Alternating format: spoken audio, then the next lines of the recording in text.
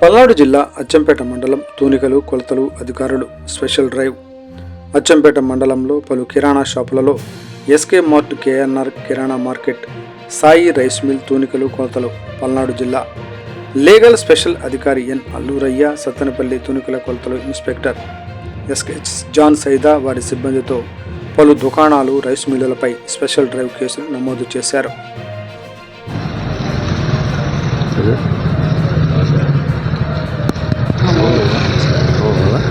నేను మామూలు క్లిప్ పెడతారుగా ఉన్నాయి, రైస్ అవసరం లేదా?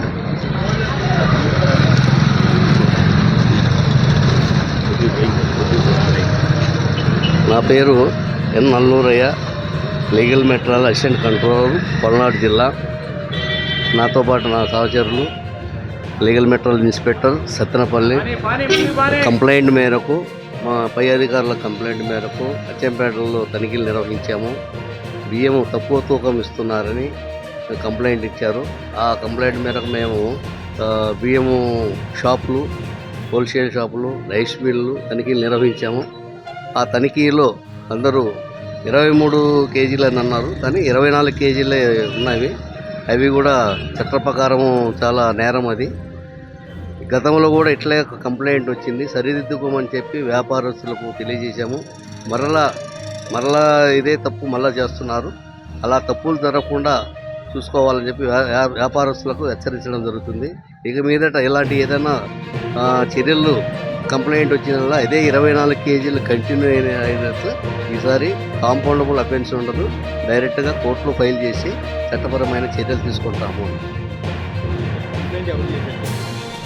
అది కంప్లైంట్ అనేది ఉపయోగించాలి, అది పేరు బయటికి పెట్టాలి. ఓన్లీ రైస్ మీదనే ఇచ్చారు. రైస్ 23 కిలోలు, 25 కిలోలు కానీ 23 కిలోలు ఉంటున్నారని కంప్లైంట్ చేశారు. 24 కేజీలు అనేది కూడా చట్టరీత్యా అది నేరం. అది 25 కిలోలు ఉంటే నాన్ స్టాండర్డ్ కింద కాబట్టి 25 కిలో నాన్ స్టాండర్డ్ కింద 25 కిలోలు ఉండాలి. 24 ఉండడం కూడా అది నేరం. అది 26 కేజీలు ఉంటే 26 కేజీలు ఉండాలి. అవి హోల్సేల్ ప్యాకేజ్కి వచ్చేసి డెక్లరేషన్స్ అన్నీ ఉండాల్సిన అవసరం లేదు. Manufacturer address, net weight, commodity name, ఈ 3 ఉంటే సరిపోతుంది హోల్సేల్ ప్యాకెట్కు.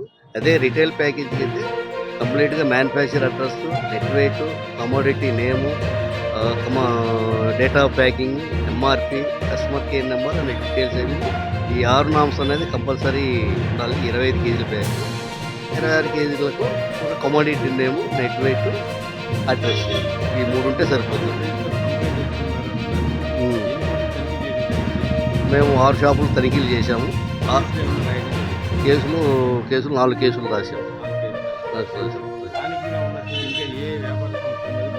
ఇక కొన్ని షట్టర్లు మూసివేయడం జరిగింది. మేము మళ్ళీ ఒకసారి విజిట్ చేస్తాము. ఏ అయితే షట్టర్లు మూసారో అవి వాటి మీద మళ్ళీ తనిఖీలు నిర్వహిస్తాము.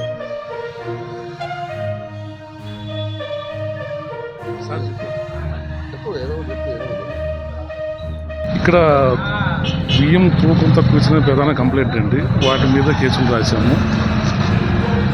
దాని మీద ఎంత తూకం ఉందో అంతే ఉండాలండి. అలాంటి లేనిచో మేము కేసులు నమోదు చేస్తాము.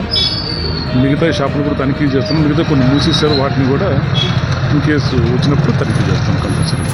Thank you.